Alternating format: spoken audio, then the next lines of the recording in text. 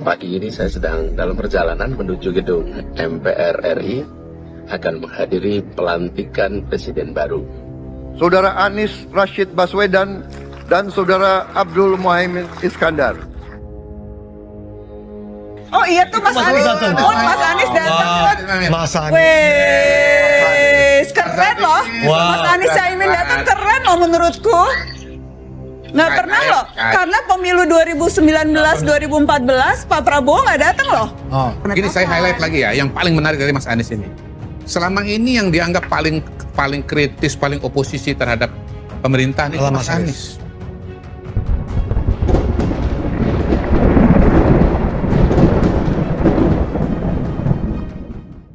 Assalamualaikum warahmatullahi wabarakatuh. Iwan Watwilah. Pada saat pelantikan Prabowo beberapa hari yang lalu ada momen yang sangat unik ya, di mana publik atau masyarakat terkejut dengan kedatangan dari Anies Baswedan. Nah, hal ini tentu saja sangat menarik karena bisa menjadi salah satu catatan dan menjadi pujian bagi banyak orang bahwa memang seorang negarawan yang sejati yaitu seperti Anies Baswedan. Nah, hal ini sudah kita rangkum menjadi sebuah video pendek di mana ini akan menjadi sebuah jawaban apakah memang pantas seorang Anies Baswedan disebut seorang negarawan. Nah, bagaimana videonya? Mari kita simak berikut ini.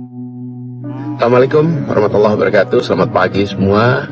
Pagi ini saya sedang dalam perjalanan menuju gedung MPR RI akan menghadiri pelantikan presiden baru.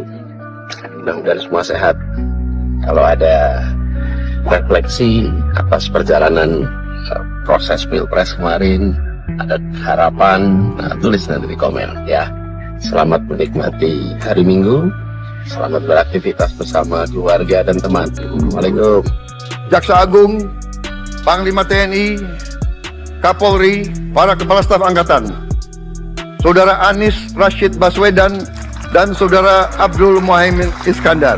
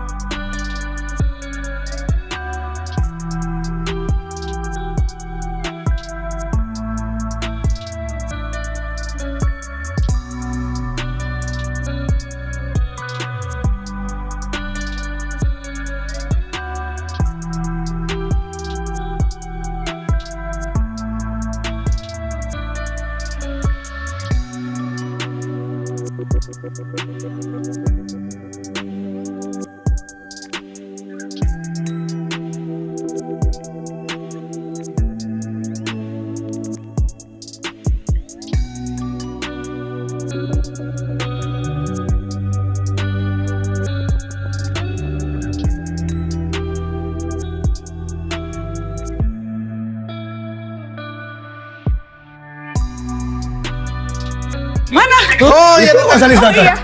Oh iya tuh Mas Mas Anies. Anies datang. Oh Mas Anies datang. Mas Anies. Wes, keren loh. Wah. Mas Anies Caimin datang keren loh menurutku. Nggak pernah loh, karena pemilu 2019-2014 Pak Prabowo nggak datang loh. Oh. Ini Mas Anies dan Caimin datang hadir di penetapan capres terpilih. Ini menurutku langkah. Ya, Gimana Mas Kodari? sangat bagus memberikan pesan persatuan. Oke, Mut, kita dengar omongan Mas Anies ya. Thank you Mut, nanti aku ke kamu lagi Mut. Thank you. Pasti tepuk tangan sih Mas Anies. Iya. Iya. Ya, ini proses bernegara, ada akhirnya ada ujungnya, ya kita hormati itu. Kalau Tapi yang bakal orang sorot 01 datang, kenapa 03 nggak datang? Belum tentu. Oh, betul. Masih ada waktu. Jangan, saya berasumsi, maaf. Siapa maaf. tahu datang. Saya berasumsi. Tapi ini jadi pressure ke Mas Ganjar dan Pak Mahfud sih. Saya rasa udah ganti baju sekarang. Tadinya nggak mau datang, mereka datang. Yaudah deh. Tapi Pak Prabowo-nya belum masuk. Tapi menurutku aku benar-benar merasa menarik sih kedatangan karena ya itu Ya. di 2014-2019 Pak Prabowo tidak hadir di acara penetapan. Gini saya highlight lagi ya, yang paling menarik dari Mas Anies ini. Selama ini yang dianggap paling kritis, paling oposisi terhadap pemerintahan itu Adalah Mas Mas Anies. Anies.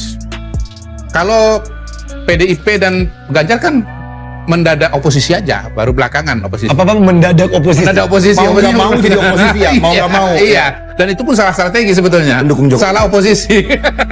Jadi Mas Anies sebagai yang mewakili yang 20% tidak puas kepada Pak Jokowi selama ini. 26. 25. Ya selama ini kan kalau tingkat kepuasan terhadap Pak Jokowi kan 80%, Oh. yang puas 20%. Itu segmen yang diambil oleh Mas Anies.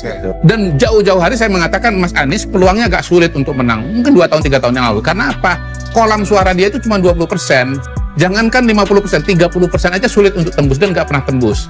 Pada hari ini yang 20% itu datang gitu. Kalau pada hari ini ukurannya jangan yang 20%, ukurannya yang dia dapat suara pemilu atau Iya. masa di korting 6%, Gini. 26%. Saya menjelaskan tentang kronologi politik dan Iya. sosiologi politik. So, maksudnya kan dia datang di sini sebagai capres. Berarti kan Iya, tapi sebetulnya dia secara sosiologi politik mewakili yang 20% itu, Nana. Iya. Nah, sebetulnya kolam suaranya Pak Prabowo dengan kolam suaranya Mas Ganjar itu sama, yaitu mereka yang puas kepada Pak Jokowi, gitu loh.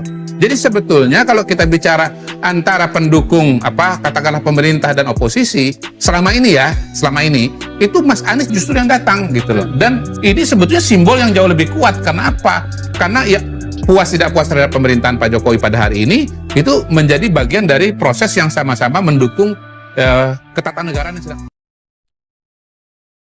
Ya, itulah tadi video yang berhasil kami rangkum dari berbagai sumber ya. Nah, dari sini kita bisa melihat bagaimana negarawannya seorang Anies Rashid Baswedan, di mana beliau berani atau mau untuk datang di beberapa waktu atau momen yang sangat penting dan juga krusial ya. Yang pertama adalah di saat Anies Rashid Baswedan ini datang di saat penetapan pemenang Pilpres 2024 yaitu Prabowo Subianto, yang tidak lain adalah pesaingnya di Pilpres tahun ini gitu. Dan yang momen berikutnya adalah Anies Rashid Baswedan juga datang pada saat Prabowo itu dilantik resmi sebagai Presiden Republik Indonesia tahun 2024 sampai dengan tahun 2029. Nah, mungkin yang namanya datang atau hadir itu terlihat biasa ya, tapi tidak untuk mereka para calon atau yang bertanding di Pilpres. Nah, hal ini bisa dilihat dari mereka-mereka yang kalah pada saat pemilihan presiden, baik dari tahun 2014 sampai dengan tahun 2024 ini. Nah, dari penjelasan Mbak Najwa Shihab tadi, pada tahun 2014 dan 2019, itu Prabowo selaku yang kalah pada saat Pilpres pada masa itu tidak hadir di penetapan atau pelantikan Jokowi. Begitu juga dengan Ganjar Pranowo, salah satu kandidat di Pilpres 2024 ini juga tidak hadir, baik itu di penetapan ataupun di pelantikan. Nah, jadi bisa dikatakan Anies Baswedan ini adalah salah satu sosok yang unik ya, sosok yang sangat langka yang dimiliki oleh bangsa Indonesia. Sehingga hal ini menjadi penting bagaimana kita bisa belajar politik dari sosok yang satu ini. Karena memang ya kita berkompetisi dia hal-hal yang remeh pun itu bisa dikatakan sakit hati ya. Bagaimana dengan Pilpres, di mana satu Indonesia bahkan satu dunia itu tahu bahwa kita adalah seseorang yang kalah, sehingga hadir untuk bisa datang ke tempat tersebut mungkin akan ada timbul dalam pikiran kita bahwa kita berterus terang bahwa kita adalah seorang pecundang. Nah, bisa dikatakan Anies Baswedan ini menjadi guru untuk kita semua bahwa tidak selamanya mereka yang kalah itu disebut pecundang, justru sebaliknya mungkin. Ya, semoga sosok seperti Anies Baswedan ini bisa ada lagi di diri anak-anak bangsa lainnya, anak-anak muda yang bisa berkomitmen bahwa kalah menang itu adalah hal yang biasa. tapi bisa mengakui kekalahan dan kemenangan pesaing kita, itu baru luar biasa. Nah, jadi gimana kira-kira menurut rekan-rekan semua? Apakah kita patut untuk menjadikan Anies Baswedan ini sebagai contoh untuk bangsa kita? Atau mungkin ada jawaban lain? Silahkan tuliskan di kolom komentar ya. Nah, sampai di sini dulu Aiden Project. Bila memang kami ada salah kata, kami mohon maaf. Wabillahi taufiq wal hidayah. Wassalamualaikum warahmatullahi wabarakatuh.